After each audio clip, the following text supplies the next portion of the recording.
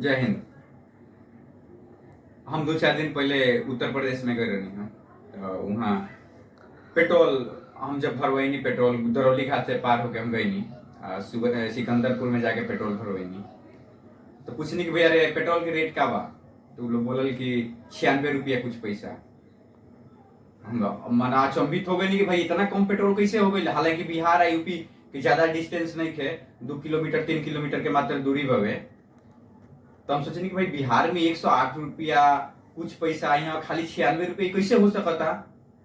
बहुत मैंने तो फिर यहाँ बोले नहीं पता कहीं नहीं लोग से। तो लोग कहलस कि हाँ काहे ना, अगर बिहार हर सरकार और स्टेट सरकार अपना मैंने अपन बैट घटा सकती या शायद कम ऊपर टैक्स लगाई तो पैसा पेट्रोल की कीमत कम हो सकता।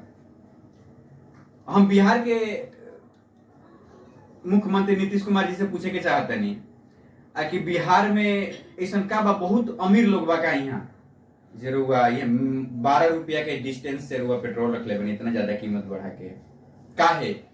यूपी के लोग के पास पैसा नहीं है, बिहार के लोग के पास ज्यादा पैसा बा। बिहार के लोग ज्यादा कमाता, बिहार में ज्यादा रोजगार बा।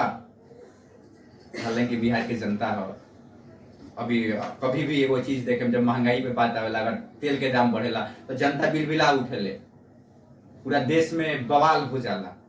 हालांकि यूपी से बिहार के इतना दूरी कम बा। अब बिहार की जनता चुप भी है। भाई काहे चुप भी है। 12 रुपये के अंतराल में पेट्रोल भी कता काहे हो सकता है। चुप्पी के कारण भी बा काहे कि यहाँ तो जात पात में लड़े के आदत बा। अब बिहार के लोग तो हमेशा अपना जात के बारे में ही सोचेला। यूपी के शायद लोग जात के बारे में ना। हालांकि हम कोनो पार्टी के हितैषी नहीं कर चाहे कोनो पार्टी के हम समर्थक ना है, ये मात्र दिखावल जाता है। हालांकि जितना भी बॉर्डर एरिया के आदमी बने वो यूपी से तेल लेते रहे, चाहे बिहार के आदमी हो। तो यूपी में तेल लियाने से कि वहाँ 12 रुपया के प्रॉफिट हुई, वो काहे बिहार से लियन। हालांकि इसे बिहार सरकार के भी घाटा बा कि बिहार के पैसा यूपी में जाता। बिहार में देखल जाओ तो जनता के मजाक बनावल जाता है। सरकार जनता के मजाके न बनावती है। कभी बिहार की जनता पर तर्क करता, कोनो पार्टी विपक्ष पर तर्क करता मुख्यमंत्री नीतीश कुमार से कि काहे पेट्रोल इतना महंगा बा। अगर पेट्रोल लिया में हर लीटर में 12 रुपया खर्चा नहीं है ना, एक खातिर बिहार की जनता भी ना बोली, एक खातिर कोनो विपक्ष भी ना बोली। खाली बोली जनता जात पात के लड़ाई लड़ी, एक अलावा कुछ लड़ नहीं के सकत। अब बिहार की जनता लोग ठीक हो कि 17 साल से एक आदमी के झेलती है जो सही बोलता कि झूठ करता, खाली जात पात पर आदत बा। वो आदमी कुर्सी एने से उन्हें बदले के। हालांकि नीतीश कुमार जी अगर ईमानदार बानी तो वो महंगाई पर कंट्रोल काहे नहीं कर। कब करें कंट्रोल। अभी प्रधानमंत्री बने के होर में बानी आकि हम प्रधानमंत्री बन जाई। प्रधानमंत्री बनी रहुआ लेकिन पहले बिहार के विकास करी, बिहार के बारे में अच्छा से सोची।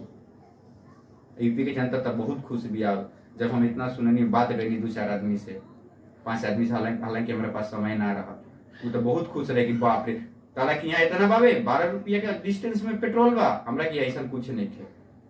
तो यूपी सरकार से नीतीश कुमार के कुछ सीखे के चाहिए कि यूपी सरकार काहे इतना कम बजट पर पेट्रोल देती है, काहे इतना कम दर पर पेट्रोल देती है, काहे हम ज्यादा दर पर पेट्रोल देता नहीं। अब बिहार की जनता भी तर्क करो, सीधा तर्क करो, सरकार से जात पात से हट के वोट करो।